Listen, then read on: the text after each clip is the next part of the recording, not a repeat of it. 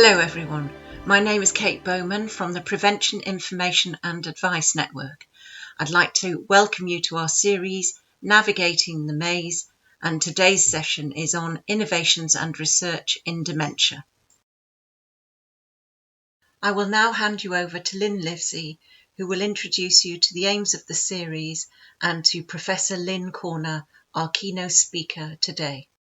So good morning, everybody. I hope that you can all hear me. I'm not hearing any panic. I'm not seeing any panics in the chat box, so that's great. So thank you very much for joining us this morning. We, working with Kate, are going to be running a series of events. These will be online events, webinars, meetings, podcasts, to share ideas and insights from the latest research, practice, and most importantly, insights from people living with dementia and their families. The title for the series, Navigating the Maze, really came from a conversation with somebody living with young onset dementia, that's dementia diagnosed before the age of 65, who described the feeling of getting a diagnosis. And she said, it's just like getting through a maze. So we will be exploring through the series the latest insights from research. What do we know? What's good practice? What's going on elsewhere? But also looking at within the city about how we can better support people living with dementia and their families and help them shape the future.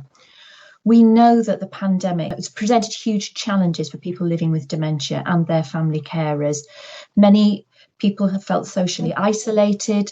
The network of face-to-face support services that people relied on have been basically ceased overnight in some cases. People are finding it difficult to cope. For family carers, their caring role has increased in intensity, and that's still 6 months on the case. So we want to start that network of conversations and good ideas across the city. We've got a real mix of professionals joining us this morning, and we're delighted to have you here, and we hope that you will join us for future events in the series. We will be exploring a diverse range of topics, and Kate will introduce those at the end. But I want to introduce our keynote speaker now, who's going to kickstart our series. So Professor Lynne Corner is the Director of Voice at the UK National Innovation Centre for Ageing. Voice is an international organisation which was established to harness the immense experience, skills and insights of the public, and especially older people. And their members work with research and the industry to identify unmet consumer needs, priorities and aspirations for products and services that are needed to support healthy ageing. Lynne has a particular interest in innovation and the use of data, and she works with businesses from a range of sectors to help them develop their strategies for understanding the immense commercial opportunities for growth from a global population ageing. She's a member of the Academy of Medical Sciences Working Group on the Global Challenge of Multimorbidity, and she's a trustee of the Lewy Body Society.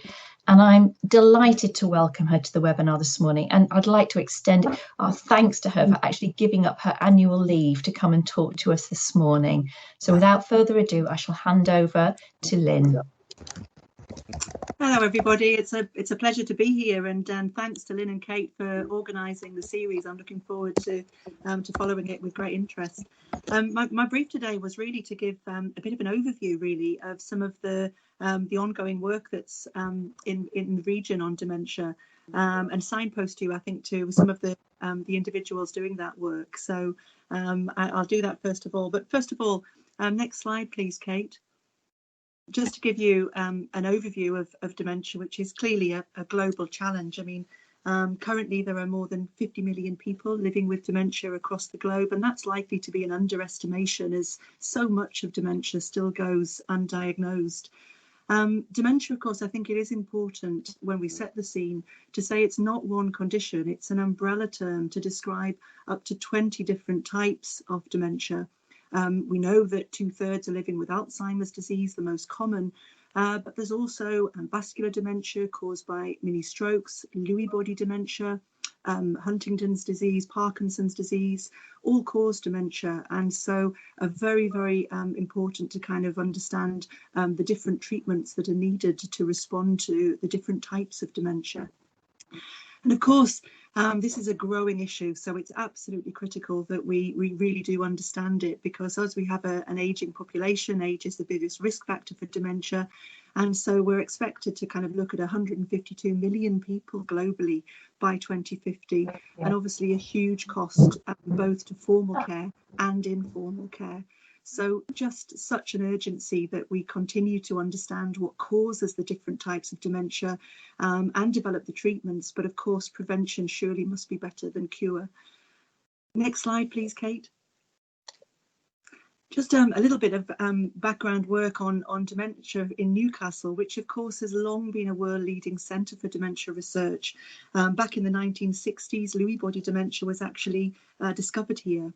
And the research in dementia is really wide-ranging, everything from research which is understanding the basic science and the causes of dementia, through to developing treatments to help manage the symptoms of dementia, but also what can be done to help prevent it, and what can be done to best care for those living with dementia. Where are the best technologies, the assistive technologies for people living in their own home?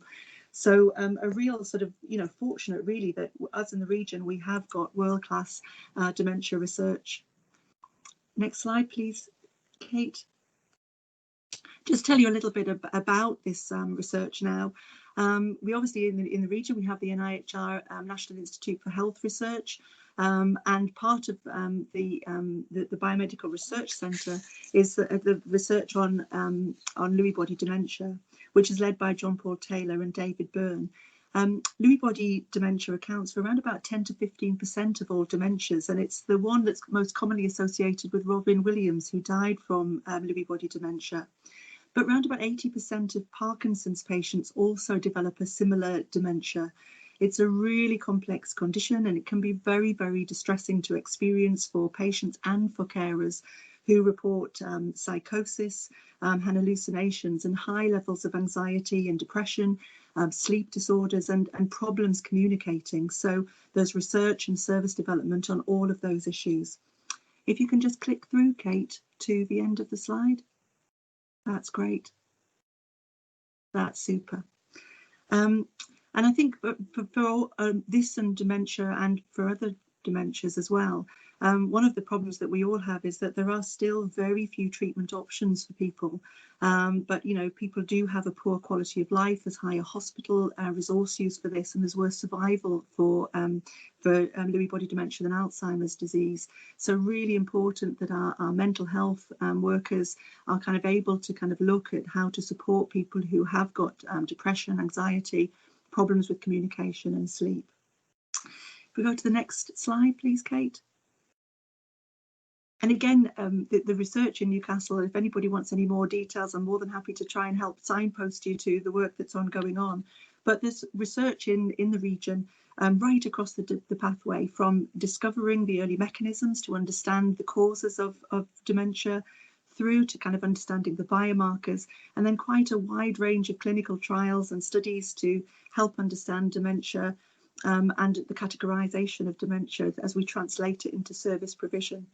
One thing of interest might be that John Paul Taylor, Alan Thomas, Ian McKeith and others, in partnership with the Lewy Body Society, are organising and hosting the Global Congress on Lewy Body Dementia in Newcastle in 2021. So we're hoping that will still go ahead, COVID permitting. But again, more details for that we'll make available. Next slide, please.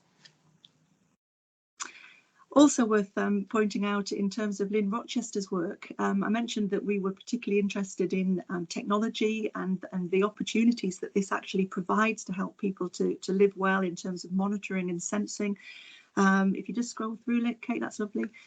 So this work on biomarkers and biosensors at the GATE lab is really helping to focus on the prevention of dementia, and to really understand the patterns that come from walking and gait, so that researchers can help develop not just who might develop dementia, but who also is at risk of falling, etc. So there's some really interesting work on the technologies and the assistive technologies as we translate research to the clinic and the home. Next slide, please, Kate. And again, just to highlight, the work that's ongoing in terms of the management of dementia across the region. So work from, for example, a clinical trial on Diamond-Lewy dementia, which was looking at best practice treatment guidelines and the management for people with dementia, led by Taylor and McKeith. And really, this was fundamentally incorporating patient and carer lived experience to help understand where were their unmet needs, what did we need to do to help understand what they particularly needed support on, and then how can we work in partnership to develop those services to really address them. Next slide, please, Kate. Also in Newcastle, it's a little unknown actually observatory, but Newcastle is the home for the National Institute for Health Research's National Innovation Observatory, which is an horizon scanning unit based in the Catalyst building on the Helix site. And this unit really looks ahead to see what are the promising treatments that are on the horizon, what is in the pipeline, rapidly looking at the evidence to say what might be effective. And so really we're fortunate to have this in terms of being at the forefront of the treatments and the possibilities, the diagnostics for dementia, both now and to know really in advance what's coming through in the future. And a key part of that is the patient and public involvement and knowledge exchange programme. And the first report that programme did was to look at the carer and patient priorities around Lewy body dementia. Next slide, please. But of course, many of these treatments for dementia, as many of you will know, are several years away, possibly decades away. And so there's never been a more important time to ensure that we focus on improving dementia care. COVID, as Lynne said in her introduction, really put a spotlight on this, as people with dementia, those who are frail and have underlying health conditions, and those in care homes are amongst the most vulnerable. Professor Louise Robinson is a GP and the Regis Professor of Ageing, and she leads a number of programmes which are looking at primary and community care for people with dementia and support needs. Next slide, please, Kate. This includes a large multi-centre Centre of Excellence, which is funded by the Alzheimer Society, particularly looking at GP guidelines, community care guidelines, and saying what do family carers actually need? What are the good practice models in development? And how do we trial and test those best practice models really in real world settings? How do we understand the cost of those models? And really sort of with colleagues in London, Manchester, Brighton, really look at how we can actually take world-class dementia recommendations and translate them into meaningful services and support in the region. Next slide, please, Kate. And I mentioned at the start that dementia is really a global challenge, and Louise also leads the NIHR Global Health Group on Dementia Prevention and Care, which again is looking at how we can develop care services and support in different geographies, working in Africa, in Kerala and Malaysia. Again, sort of, showing that the region is at the forefront of those kind of global prevention and care strategies. Next slide, please, Kate. So, of course, as you know from the network itself, that although the understanding the cause, the treatments, the cure, and better care is vital for dementia, it's also crucial that we continue to emphasise and promote how a healthy lifestyle can actually help to prevent many of these age-related conditions and indeed dementia. So actually a focus on that is constantly needed. Next slide, please, Kate. There's just growing evidence that many lifestyle factors which are malleable can help prevent or delay dementia and other age-related conditions. And actually, Debbie Smith and colleagues at the North East Dementia Alliance led a Department of Health campaign back in 2010 with the Department of Work and Pensions, which was really looking at stressing the importance of cardiovascular health and healthy lifestyle to prevent dementia. Look after your heart, look after your head was the mantra. And these messages constantly need reinforcing. Managing weight strategies to look at obesity, better food, healthy diet, perhaps through the Mediterranean diet is the most commonly known. How to manage stress and the importance of not smoking, more exercise, etc., and reduced alcohol. All have a significant role to play in preventing some dementias. And this is a really important public health message that a number of agencies can adopt and to stress and to roll out through workforces. And I think it's captured really by Chris Whitty, who sort of stressed that if we shifted 4 key behaviours around less smoking, the diet, alcohol, and more physical activity, we could prevent up to 75% of new cases of heart disease and type 2 diabetes and 40% of cancer incidents. So that's really significant and powerful evidence. And also alongside that, there's growing evidence that if we address these risks, we'll also reduce dementia. So really, really important to stress those kind of lifestyle factors. Next slide, please, Kate. So kind of when looking at dementia, I think it's really important to kind of take the lens a little bit further out and actually just simply look at inequalities and look at life expectancy and healthy life expectancy. Because while people are living longer, healthier lives is a great achievement, we do still have millions of people who become ill very, very early, too early, through avoidable illnesses. So this is much more about a long-term approach to look at inequalities and healthy life expectancies in context. So to proactively address the stark contrasts in the healthy life expectancy needs to start very early. And actually, this isn't just an issue for older people services. This is a through life approach that's needed. And to look at kind of that kind of difference between, those areas which are wealthier and healthier and those areas with higher social and economic deprivation, which is personified, I think, by the Metro map, which many of you will have seen, which shows there's an 18-year difference between the Ponteland and Byker on the Metro map, between where people are developing these serious long-term conditions and those who are not. So really important to put the spotlight on inequalities when we're looking at dementia prevention. Next slide, please, Kate. And Michael Marmot recently kind of reproduced his 10-year follow-up report on healthy life expectancy. I can encourage, if anyone wants to look that up, it's got a wealth of information in it on that. And also the Lancet Commissions have recently reported in 2020 on prevention, intervention and care. Again, sort of stressing the importance of prevention as a cornerstone of strategy around dementia for the next 5 to 10 years. Next slide, please, Kate.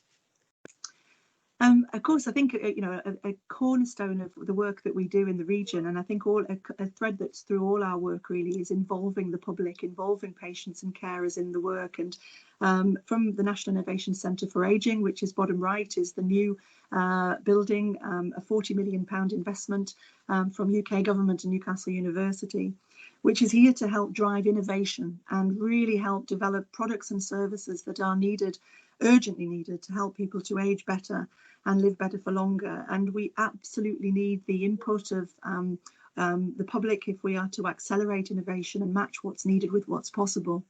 So Voice is just one organisation. It's an umbrella organisation working closely with a number of different organisations to help harness the incredible insights of the public, to help understand where are the unmet needs, where are the key experiences that we can then co-design and co-develop products and services to help to address those needs. And Voice members have contributed to a development of a series of online courses, as an example, to help carers communicate with people with dementia. Such an important challenge for dementia is communication. And this course reached 169 countries and many thousands of carers, showing that, those different experiences, whilst people are in different geographies, different parts of the world, they're very shared experiences. And actually we've been able to understand how common those experiences are, what the service needs are, and are now partnering with LifeFeed, an Italian company, to really extend those courses as we look at the importance of balancing care and work, for example, for many, many people, for this sandwich generation, and how important it is to have support to juggle that. So we're extending that work in the region to provide that support. Next slide, please. And over the years, Voice, we set up the North East Dementia Alliance, which is led now by Catherine Butcher. And we've looked at a number of aligned issues, really, to help support people with dementia. Really important to look at work and pensions, at financial and insurance products and services. It was great to see the emphasis on cybercrime. Really emphasising carers in dementia, because it is a 24/7 job, and the mental health and emotional health of carers is just so important to have the support and services there. We've long had a strategic priority on continence, which is often the break where people have to change care setting and, for example, go into care homes, etc. Very, very difficult. And so we're looking at a range of consumer products in the home and beyond to support people with continence. Again, from Kate's introduction, brilliant to see the emphasis on sleep. As a carer myself, I know what a strain it can be when you don't get the sleep. And so actually looking at how we can support people with kind of those areas of the care experience is really, really important, as well as communication, because we know the challenges of dementia. I mean, the challenges to verbal communication is such a strain for people living with dementia and also for carers. So they're just a few of the strategic priorities around dementia that we have and have had in the past, and really value those with colleagues at Northumbria University working on arts and cultural support for people with dementia, for example, with Equal Arts and Dry Water Arts in the region. And it's just fabulous that we've got such fabulous support from organisations, just to name a few, like Silverline, Dementia Matters, Age UK, carers organisations, Mental Health Concern. This remains a maze for people with dementia to navigate. Finances alone is a massive issue, and no one organisation can tackle it. So working collaboratively, joining organisations' expertise together, strengthening the reach of those organisations, and working, collaboratively with organisations like the North East Dementia Alliance just seems, ever more important to be able to share best practice, to identify where we've got some gaps and emphasise what's working. So I think that kind of, joining up remains absolutely critical. Next slide, please, Kate. And just to tell you a little bit more about the work on innovation, because that's about to scale significantly. I mentioned that we've got the National Innovation Centre for Ageing in the region. And the National Innovation Centre, very briefly, has got a focus on ageing intelligence. That means that we want to make the most of the latest data that's available. What's the latest evidence around dementia, both from a number of sources, from research, from projects, but also from organisations who have fantastic experience of what works. How can we bring that together and through digital platforms, the latest artificial intelligence techniques, and share this effectively? Because if you're a small organisation, it's very difficult to get hold of this latest evidence. So through a number of initiatives, we're looking to be able to number crunch that, to collate it together, which is our expertise, and really share that with organisations, everyone from the police, local authorities, local businesses, voluntary and community sector organisations, so that we can ensure that our region has the best available intelligence and continues to be a world centre for developing and testing products to help people to live well, and testing those products in real time so that we can get rapid feedback and turnaround. Because we want people to have those products and services in their home, to go beyond being concepts, to actually, really have that help and support. So the next slide, please, Kate. So our job really is to join the invisible dots and to help businesses and organisations kind of understand where they might best work to provide the innovation and the products and services for people with dementia. There's a number of kind of examples of joining these invisible dots for innovative thinking and to get products and people into our own home. And for just one example, we're so fortunate in this region in that we have world-leading gaming companies, people who develop software for computer games, which often have a younger customer and a younger demographic in mind. But of course, this virtual reality technology has got the potential and has been developed that can benefit some people living with dementia and help people with dementia to use virtual reality to kind of understand different scenarios and experience different realities. So we're doing more research on this, and we need more companies to get involved. But this is an example of virtual leap, where we've been able to kind of take that technology and sort of connect both in terms of the financial services, the experience of dementia as a reality, and show how different sectors can really come together to provide innovation for people with dementia. Next slide, please, Kate. So I hope that's just been a very, very quick run through some of the ongoing work in Newcastle and our region in terms of some of the research that's going on into the causes and cures of dementia. We have real assets and real expertise in our region, which we're so fortunate to have, both in our universities, but also in the service organisations and in local authorities and in our hospitals. So we're very, very fortunate, and I think there is so much more, though, that we can do to bring this together, because I think it's never been a more important time to have organisations like Lynne and Kate are leading to bring people together so that we know what we can do to collectively support carers and ensure that our workforce are as skilled and resourced as possible to deal with the growing numbers of people that are experiencing dementia. And our work at the moment is very focusing on employers and employees. As we know, we've got many more people who are trying to juggle the experience of working and caring. So actually a number of courses that we're developing for employers to understand how they can support workforces who may need to work longer, but also have a number of caring responsibilities. And of course, COVID has really put a spotlight on that, both short term and longer term. So health and social care is clearly important, but I think one area that going forward we need to kind of appreciate and to focus more on is that success from longevity economies and understanding aging, which includes dementia, comes from appreciating and incorporating all sectors, from housing, consumer products, from work and transport, for example, to name just a few. So really important that we kind of embrace that kind of cross-sector working. So at the National Innovation Centre for Ageing, our focus is very much on economy and growth and in making sure that we've really got a strong offer from the region to focus on delivery of dementia services and products and services which can really help. And we want this to be the region where different organisations come to develop those businesses, to develop those products and services and test them with our organisations and with our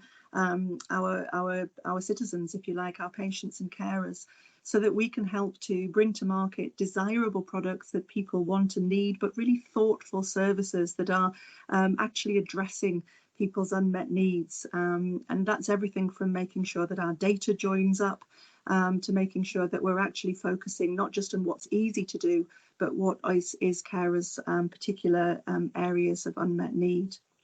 So hopefully with many of you on the webinar today, we will continue to kind of create the future of ageing intelligence and really put a spotlight on dementia as a lens to get it right for so many other people.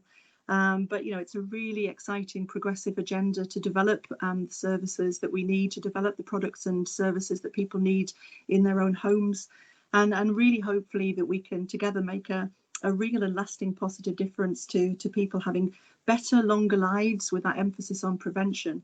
But also, if they do develop dementia, that we can help people to live as good a quality of life and to live as best as possible with dementia. And I think it's through partnership working and collaboration that we will best achieve that.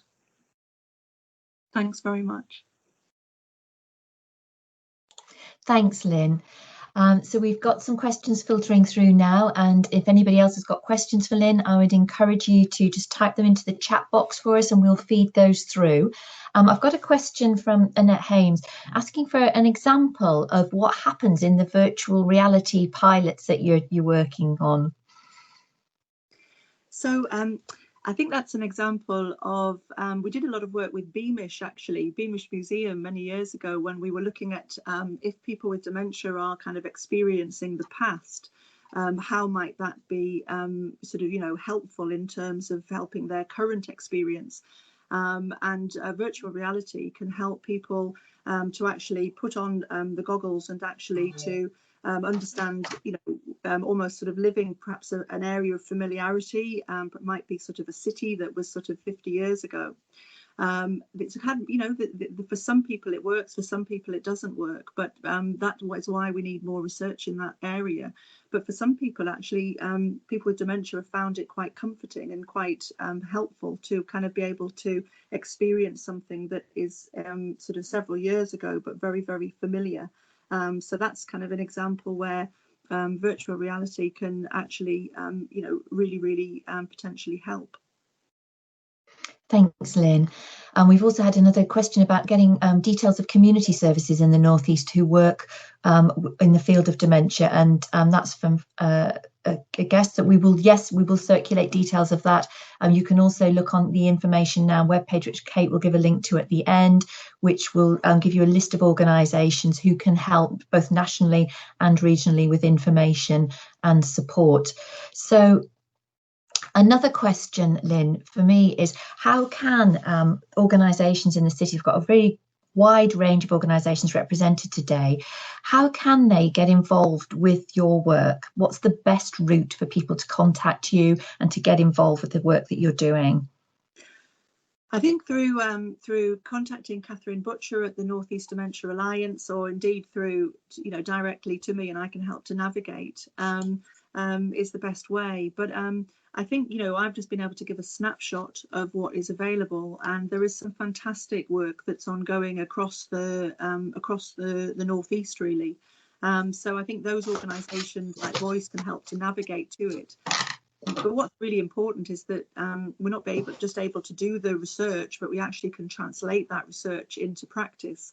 And so there's never been a more important time for kind of organisations, voluntary sector organisations, through to the larger public sector organisations, to kind of to work in partnership. I think there's a massive issue for us in the region, but also this is a national issue around data sharing, because about 5 years ago, Louise Robinson and I, recognising the need for carers to navigate the services, were really quite shocked to find out how disparate different GP organisations are in terms of their data sharing, and how different organisations were just not able to share data and information, which really meant that carers were not getting information through about the services that actually were available. And it might not be in their postcode, but they're available elsewhere in the region.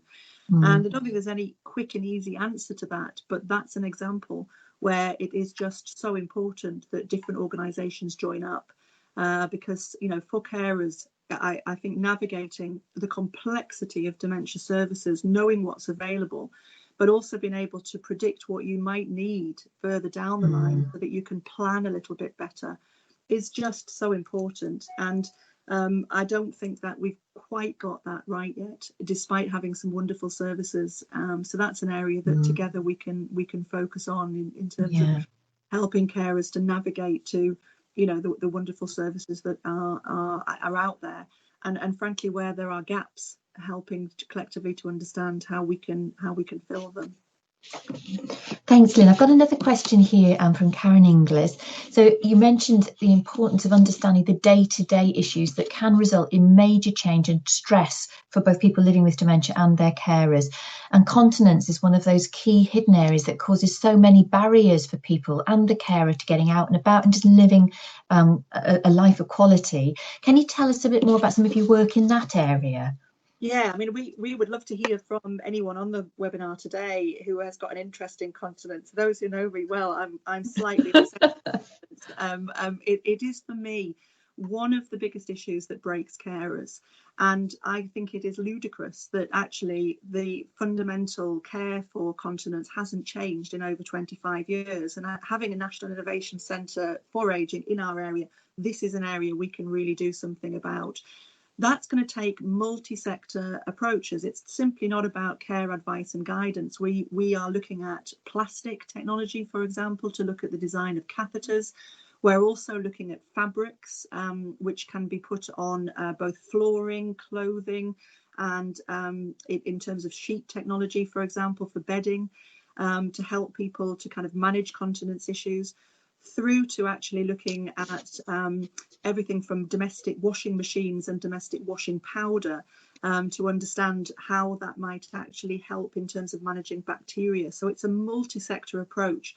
But again, continence is one of those examples where you need end to end. It's no good just getting one bit of the pathway sorted if then the carers have problems further down the line. And there are massive service gaps in terms of helping people to care. So continence is a bit of a lens really to get it right for people with dementia. For example, I mean, it's no stranger to this audience that many carers are older themselves. They have huge pressure. They often have multiple conditions themselves. And so changing bedding, 3 and 4 times a day in the middle of the night is a massive issue. So I think putting our heads together and thinking, how can we innovate? How can we get products and services rapidly to market that are going to make a difference? And this isn't about tweaking what we've already got. This is where we need radical redesign. So that's an area that, as the National Innovation Centre for Ageing, we've got a strategic priority on. And there's going to be no quick fix, but it's an area that, by motivating and catalysing companies in the region who may be developing a plastic technology for something completely different, how can we get that repurposed onto the challenge of continence, onto the challenge of dementia, and see what we can come up with. Thanks, Lynn. I've also had a question from Anna Dorwood asking for a little bit more information about the plans for training for employers. For instance, is that going to be online? So yeah, I mean, it widens out from just dementia to being the issue about care, which again, COVID has really put the spotlight on. And actually, many of us on the call today may actually be in the situation of where you're having to work longer, you're working sort of full time, caring for children and caring for older friends and family who may have dementia. And so the work that we're doing with LifeFeed is a course which is really aimed at valuing the skills that carers have, but understanding how employers need to appreciate that people do have this juggle. And so looking at flexible working, but also looking at the mental health and emotional health of employees to understand how they can best sort of, navigate to services, but also look after themselves and be kind to themselves as they're having that caring experience. So yes, those courses will be online and available. And we're also developing a range of courses for different types of employers, if you like, because if you're in a large organisation, you often have access to information which is very different if you're a small business or if you're working, for example, in the voluntary and community sector. So again, it's not one size fits all, but really important that we, really recognise that people aren't always a carer, if that makes sense. They don't often see themselves as carers, but they're just sort of trying to juggle life and caring responsibilities. So it's almost how we can strengthen that conversation so that we're ensuring that people have got support when they've got that in their lives. Thank you. And we've got some more comments coming through about the importance of the role of volunteers in enabling people with dementia to have a good quality of life going forward. And Veronica talking about the importance and the value of arts and regular weekly arts interventions to help protect against cognitive decline and preserve identity, fulfillment and joy. And Fiona Richardson, our carers lead, mentioning about the difficulty that you've mentioned there about people actually identifying themselves as a carer and seeking support early, understanding that this could be a journey, supporting somebody living with dementia that could go on for several years. So actually looking at how you can provide timely support at the right time as that journey progresses. Yeah. And I know that Kate will touch on this at the end, but just to say, we will be looking at the theme around support for carers, what role the voluntary sector can play, so skilling volunteers to provide a supporting role, and also the role of arts and culture and those sort of psychosocial interventions and what the evidence is around that in future webinars, and Kate will be flagging those up at the end. So those are topics that we will be covering this side of Christmas, so please keep engaged with us on these webinars, everybody. Are there any further questions about Lynne? I've just got one. How do people keep updated on progress with the courses that you're developing, Lynn? How can people find out about those? Will they come out? Yes, well, I can actually do it through the network or contact me directly. And we would, as well as having the courses that we have developed, which are available now, we also would really welcome people's input, because these are co-developed. And as I've said a number of times, it's just critical that they are focused on real needs and experiences. We're looking to kind of, get a series of products to market with colleagues like yourselves, which are very practical and very kind of grounded in those experiences.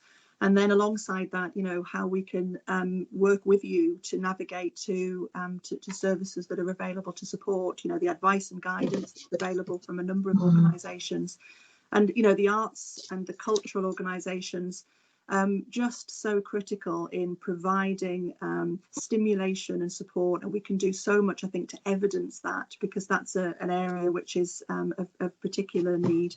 But also it provides respite and it provides support for carers. And, we've seen respite services cut massively over the last decade. At a time when people need that respite and they need that support. So again, as well as kind of shoring up and supporting existing services, there is the question collectively as to how we can innovate to fill the gaps. And respite went out of fashion, it almost seemed, and yet there is an urgency to provide it. So again, sort of thinking through that collectively is going to be really important. Yeah, we've got an evaluation form which we'll be sharing the link to at the end, and we're asking everybody that's here today just to give us permission to put you on the mailing list so that we can link you into the North East Dementia Alliance network, and obviously information now, keeping, using our platforms as well to get information out to people, using our webinar series to generate ways of engaging people with dementia, living with dementia, and family carers. And some of the things that we are discussing is things that possibly evening podcasts and webinars as well, so people who might be working can log on for an early evening chat with an Admiral nurse, or talk to Carers Newcastle as well about Newcastle Carers about some of the support services that are available across the city. And Rachel's here today from Newcastle Carers, just flagging that up and putting her contact details in the chat box. But as I say, this is part of our reconnecting with each other, creating those nodes where we can collide and generate innovation and good ideas and opportunities for partnership working. So thank you very much again, Lynne. It's a fascinating presentation. I think it's very exciting to hear what's going on in our city. We had hoped to actually visit and see the Helix site and the Catalyst building in April this year, and obviously with COVID we haven't been able to do that. So hopefully we hope that we can take you up on your invitation when COVID allows to come and actually have a look at the new centre and see the virtual reality labs and the product testing labs that you've got up there, the dementia friendly innovation and the environmental changes that you've designed into that building, because I think it's absolutely fascinating. So thank you so much, Lynne. We're really grateful, and we do appreciate you giving up your annual leave to talk to us today. It's been absolutely fascinating, and we hope that this is the start of a conversation and partnership work that will take us forward, so that as a city we're recognised as a beacon of excellence. Thank you to Professor Lynne Corner for starting our series on dementia. As you can see from the slide, the network has a number of topics and themes that it is covering. Please keep in touch with our YouTube channel to find out more about what the network is doing. Why not join the conversation?